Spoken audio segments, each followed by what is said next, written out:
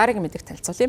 Цэргийн албан хаагчдын гол үүрэг нь эх орноо хамгаалах, за мөн дайн болон дайн бүхий байдал үүсгэд бэлэн байдлаа хангах ёстой. За гэтэл бол сүүлийн үед Өмнөд Солонгост үүсэж байгаа хандлагатай холбогдуулан ийхүү цэргийн албаны бэлэн байдал алдагдаж байгаа юм байна. За энэ гол шалтгаан нь бол Gen Z гэж нэрлэгддэг Gen үеийн залуучуудын дунд гоо сайхны мэс засал хийгдэх нь нэмэгдэж байгаа. За үүнээс болоод албаны бэлэн байдалд занал хийж байгаа гэсэн ийм мэдээллийг өгч байна. За үүнээс болоод цэргийн албанд үйл ажиллагааг нь тасалдуулах, цэргийн дүрм журамд ноцтой цорхоо үүсэж байгаа нь ил болж байгаа юм байна. Гоо сайхны хагалгаа хийхээр чөлөө авсан цэргүүдийн ажлыг бусад цэргүүд нь өмнөөс нь хувааж гүйцэтгэх шаардлагатай болгоно. Тэр бусад цэргүүдийн дургуутслыг төрүүлж байгаа.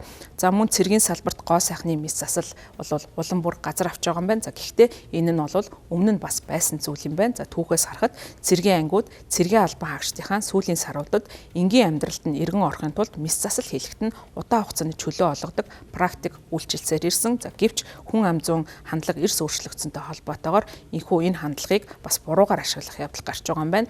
Цэргийнхэн мэс засал хийлгэсэн цэргүүдийн талаар албан ёсны мэдээлэл одоогийн байдлаар хомс байгаа ч гэсэн хувийн хөвшилт энэхүү өөрчлөлтөнд мэдгцгүйц ажиглагдаж байгаа.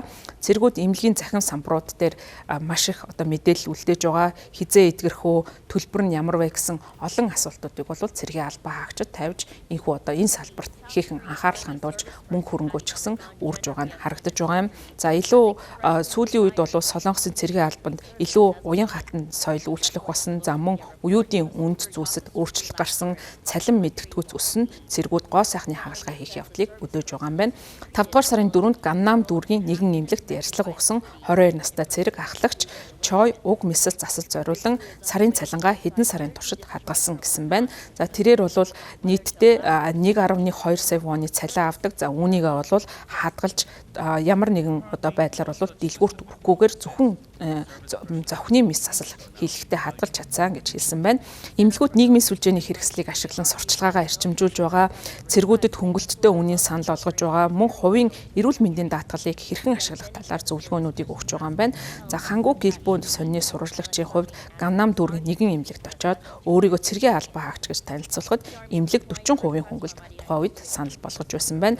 За үйл ажиллагаатай холбоотойгоор командлагч цэргийн удирдагчдын хувьд бол ачаал нь нэмэгдэж байгаа юм байна. Чунчон бүсийн нэгэн цэргийн ангид албан хааж байгаа 2 дугаар зэрэглэлийн тэслэгч саяхан нэгэн цэрэг нь давхрааны мэс засалд орсон. За үүний дараа бол нүдэнд хавдаж буцаж бол ирсэн байна. За дараа шөнө нь бол тухайн цэрэг нь шүний харуулын үүрэг гүйцэтгэх ёстой байсан боловч үүргээс нь чөлөөсөн. За ингэхдээ ахлагчийн хэлж байгаагаар аюулгүй байдлыг нь харгалзан үзээд тухайн цэргийг үүргээс нь чөлөөлөхөөс өөр арга надад байгаагүй. Эцэст нь би үүргийг нь бусад цэргүүдэд хуваарлахаас өөр аргагүй хүрсэн.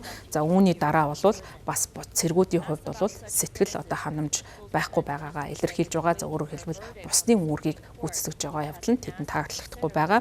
За мөн бас энэ үйл ажиллагаатай холбоотойгоор мэс засал хийгдсэн цэргүүд байгаа тохиолдолд нөхөн сэргэлтийг нь зөвшөөрөх, за эсвэл ийм үүсэл үүсэн тохиолдолд ямар байдлаар тухайн цэргийн ангиа удирдах талаар дүрм журам тутмаг байдгийн байна. Цэргийн статус, албан хаах тухай хүрээний хууль болон нэгжийн удирдлагын удирдамжинд энэ асуудлыг шийдвэрлэх талаар тодорхой зохицуулт байхгүй. За тийм учраас Санжийн их сургуулийн цэргийн судалгааны профессор Чо Гили хэлж байгаагаар өөрчлөгдөж байгаа үндэс зүйлсийг харгалзан үзээд цэрэг байлдааны бэлэн байдлыг хадгалахын тулд системчилсан удирдлагын арга хэмжээ энэ асуудалтай холбогдуулан авах шаардлагатай гэж үзэж байгаагаа хэвлэлд мэдээлсэн байна.